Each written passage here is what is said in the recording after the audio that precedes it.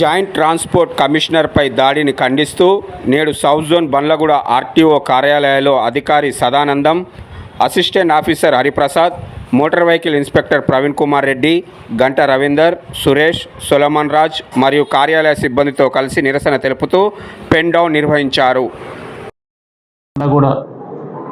Hyderabad south zone Sadanandam RTO నిన్న సంఘటన జరగడం చాలా దురదృష్టకరం. రమేష్ గారిపై రమేష్ జాయింట్ ట్రాన్స్పోర్ట్ కమిషనర్ గారిపై అమానకంపై చేసుకోవడం చాలా దురదృష్టకరం, చాలా బాధాకరం.